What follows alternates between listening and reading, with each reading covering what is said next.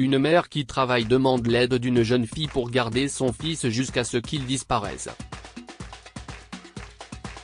Elle contacte la police lorsque la baby-sitter entre chez elle avec une poussette vide et reçoit bientôt un message d'une personne affirmant être en possession de son fils. L'inconnu l'avertit, « Débarrassez-vous de la police ». Que va-t-elle faire maintenant? Bonjour, Lisa. Sarah a ouvert la porte à la baby-sitter de son fils. Jacob vous attend depuis si longtemps. Sarah a rencontré Lisa, 20 ans, pour la première fois dans le parc du quartier il y a quelques mois. À l'époque, Sarah cherchait une nounou à temps partiel pour son fils, et Lisa cherchait une occasion de gagner de l'argent pendant qu'elle suivait des cours à l'université. Ce jour-là, Sarah a engagé Lisa pour s'occuper du petit Jacob, sans savoir qu'elle allait bientôt regretter sa décision. La mère qui travaille a engagé une étudiante au lieu d'une nounou professionnelle pour économiser de l'argent. Lisa lui a proposé un prix horaire raisonnable et semblait être une fille responsable qui pourrait s'occuper du petit Jacob pendant quelques heures. Cependant, les choses ont mal tourné lorsque Sarah a envoyé Lisa au parc avec son fils un jour. « Je dois assister à une importante réunion en ligne aujourd'hui, Lisa », a dit Sarah en tapant rapidement sur le clavier de son ordinateur portable. « Je pense que vous devriez emmener Jacob au parc aujourd'hui parce que la réunion va durer plus d'1 heure. » D'accord, je l'emmènerai se promener, a déclaré Lisa. Allez, mon chéri. Allons regarder les enfants jouer dans le parc. Lisa a glissé le bébé d'1 an et demi dans sa poussette et est sortie par la porte avec lui. Je reviens dans 1 heure, a-t-elle dit avant de fermer la porte derrière elle. Après leur départ, Sarah a rapidement attaché ses cheveux en un chignon soigné avant de rejoindre sa réunion de travail. Pendant ce temps, Lisa a garé la poussette de Jacob dans un coin du parc et a sorti son téléphone de sa poche. Elle a parlé à son ami au téléphone pendant que Jacob regardait le monde qui l'entourait. Il était fasciné de voir tant de choses nouvelles qu'il n'avait jamais vues auparavant, des écureuils sautant sur les écorces des arbres, des chats marchant sur l'herbe et des enfants grimpant sur la barre de singe. 1 heure plus tard, Lisa a décidé de rentrer. Elle a tourné la poussette vers la sortie tout en parlant au téléphone. « Je vais bientôt mettre fin à l'appel, d'accord ?» a-t-elle dit à son ami. Sarah, quant à elle, avait terminé sa réunion en ligne plus tôt que prévu et attendait avec impatience le retour de son fils. Quelques minutes plus tard, elle s'est précipitée vers la porte lorsqu'elle a entendu la sonnette sonner. Cependant, son cœur s'est mis à battre la chamade lorsqu'elle a ouvert la porte et vu la poussette. Tout semblait aller pour le mieux, sauf une chose, son fils avait disparu. « Où est Jacob ?» a hurlé Sarah, paniquée. Lisa a plissé les yeux tout en retirant les écouteurs de ses oreilles. La jeune fille n'avait aucune idée qu'elle avait poussé une poussette vide pendant tout ce temps. « Qu'est-ce ce que vous voulez dire ?» a demandé Lisa avant d'avancer et de regarder à l'intérieur de la poussette. « Où est passé Jacob, Lisa? Où est mon bébé ?» Sarah a couvert la bouche avec ses mains. « Il était là. Je veux dire, il était avec moi », s'est horrifiée Lisa en constatant que Jacob n'était pas dans la poussette. « J'ai garé la poussette près du banc et j'ai gardé un œil sur lui. Où pouvait-il aller? Si est ce que je vous demande, Lisa, a crié Sarah tandis qu'une vague de peur envahissait son cœur. Où est mon fils ? L'esprit de Lisa continuait à se rappeler ce qui s'était passé dans le parc, mais elle ne se souvenait pas d'avoir vu quelqu'un s'approcher de la poussette. Pendant ce temps, Sarah s'est assise sur le canapé et a pleuré. Elle pensait qu'elle ne reverrait jamais son fils. D'accord, attendez, a dit Lisa. Appelons la police. Je suis sûre qu'ils nous aideront à retrouver Jacob. La jeune femme a rapidement composé le 911 et une équipe de policiers est arrivée au domicile de Sarah. Lisa leur a raconté tout ce qui s'était passé au parc. Je n'ai aucune idée de la façon dont Jacob a disparu de sa poussette, a expliqué Lisa d'une voix tremblante. J'étais assise à côté de lui et je parlais à mon ami sur mon téléphone. Après avoir interrogé Lisa et Sarah, la police a demandé à la jeune baby-sitter de les emmener au parc. Je viens avec vous, a dit Sarah. J'ai garé sa poussette juste ici, a indiqué Lisa en direction d'un coin du parc. Les policiers sont partis dans différentes directions à la recherche de Jacob, tandis que Lisa et Sarah appelaient son nom, espérant qu'il répondrait. Jacob ? Où es-tu ? A hurlé Sarah pendant qu'elle marchait d'un coin à l'autre du parc. Pendant ce temps, les policiers ont interrogé plusieurs passants et ont appris que certains d'entre eux avaient vu un sans-abri portant un garçon dans ses bras. Le garçon n'avait pas l'air d'être le bébé de l'homme, a déclaré l'un des témoins. Lorsque plusieurs personnes ont affirmé avoir vu un homme portant un garçon correspondant à la description de Jacob, ils ont décidé de vérifier les images des caméras de vidéosurveillance situées à proximité. Pendant ce temps, Sarah a prié pour que son bébé soit sain et sauf. Après avoir visionné de nombreuses images de vidéosurveillance, la police a réussi à retrouver la trace de l'homme. Cependant, ils n'ont pas trouvé Jacob avec le sans-abri lorsqu'ils l'ont repéré dans une ruelle isolée. Où est le garçon ? Un policier tenait le sans-abri par le col tout en exigeant des réponses. Où est le garçon que vous avez enlevé dans le parc ? Il n'est pas avec moi. Il n'est pas avec moi, a répondu le mendiant. Je l'ai remis à son père. Son père ? Sarah est choquée. Si est impossible. Un homme en colère s'est approché de moi et m'a arraché le garçon, s'est souvenu le sans-abri. Je n'ai pas résisté parce que l'homme prétendait être le père du garçon. Je l'ai laissé partir. Sarah a fondu en larmes après avoir appris que son fils était désormais avec une personne que la police ne pouvait pas retrouver. Elle s'est effondrée sur le sol tandis que Lisa lui frottait le dos en disant « Je suis tellement désolée pour tout. Si est arrivé à cause de moi. Veuillez vous asseoir à l'intérieur de la voiture », a interrompu un policier. Nous allons vous ramener toutes les deux à la maison. Alors que Sarah était assise dans la voiture de police, elle a entendu son téléphone sonner une fois. Pensant qu'il s'agissait d'un message professionnel, elle a déverrouillé son téléphone et a vu un message provenant d'un numéro inconnu. Il se lisait comme suit : « Nous avons votre enfant, mais vous devez nous verser de l'argent pour le récupérer.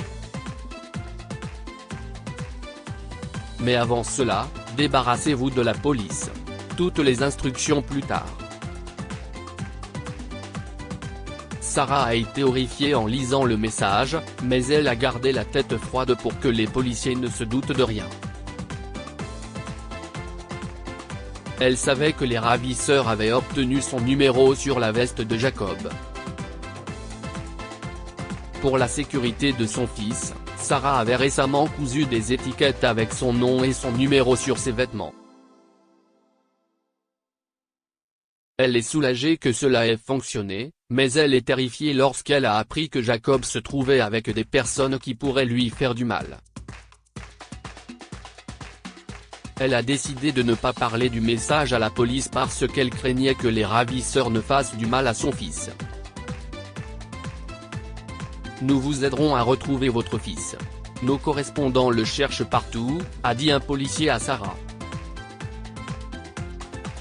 Ne paniquez pas. Nous vous tiendrons au courant. La police a ramené Sarah à son domicile. Lorsqu'elle est sortie de la voiture de police avec Lisa, elle a voulu crier à la jeune femme d'avoir perdu Jacob, mais elle s'est dit que cela ne servirait à rien. Sarah est entrée tranquillement dans sa maison avant de recevoir un autre message du même numéro inconnu. Le message disait « 1 million $. Si est-il le prix de Jacob ? Mettez l'argent dans un sac, apportez-le dans le parc où vous avez perdu votre fils et placez-le sous le banc où la poussette est égarée. Nous ramènerons Jacob chez vous 1 heure après avoir reçu l'argent. N'oubliez pas que vous n'avez qu'une journée. Le temps presse. Soyez rapide. » Sarah a sursauté à la lecture du message. Elle n'avait aucune idée de la manière dont elle pouvait réunir une somme aussi importante et n'avait pas assez d'argent sur son compte en banque. Elle a alors ouvert son armoire et en a sorti tous ses bijoux en or. Je n'obtiendrai jamais 100 000 $ avec ça. Je dois trouver un autre moyen, s'est-elle dit. Il lui est soudain venu à l'esprit qu'elle pouvait demander de l'argent à ses amis sans leur parler de Jacob. Elle a appelé un ami après l'autre jusqu'à ce qu'elle les a tous convaincus de lui prêter quelques milliers de dollars. Elle leur a dit qu'il s'agissait d'une urgence familiale et leur a promis de leur rendre leur argent rapidement. Sarah a ensuite apporté ses bijoux au mont-de-piété et les a échangés contre quelques milliers de dollars. Quelques heures après le message de la rançon, cette mère déterminée avait rassemblé suffisamment d'argent pour récupérer Jacob. L'argent est prêt. Dites-moi quand le déposer au parcelle, a envoyé un message au ravisseur. Quelques minutes plus tard, elle a quitté la maison après que les ravisseurs lui ont donné le feu vert. Tenant un sac rempli d'argent, elle s'est précipitée vers le parc et a placé le sac sous le banc. Elle a regardé autour d'elle, mais n'a vu personne à proximité. Maintenant, partez. Les ravisseurs lui ont envoyé un message quelques secondes après qu'elle a placé le sac sous le banc. Craignant pour la sécurité de son fils, Sarah a rapidement quitté le parc sans se retourner. Quelques minutes plus tard, un homme portant un t-shirt et un jean déchiré est entré dans le parc. Il a regardé à gauche et à droite pour s'assurer que personne ne l'observait. Puis il s'est dirigé vers le même banc et s'est assis dessus, faisant semblant d'utiliser son téléphone. Une fois qu'il s'est assuré que personne ne le regardait, il s'est penché en avant et a fait glisser le sac rempli d'argent dessous le banc. Il l'a rapidement ouvert, a vérifié l'argent et s'est dirigé vers la sortie.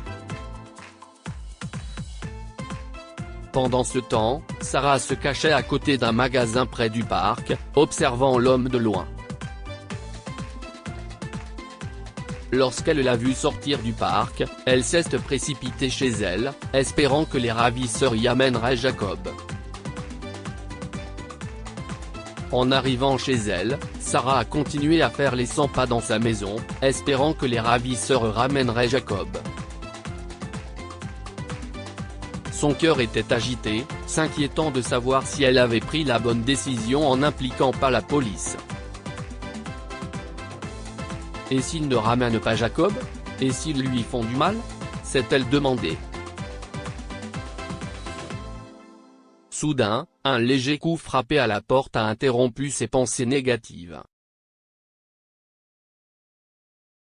Elle s'est précipitée vers la porte et l'a ouverte pour voir son fils debout sous le porche.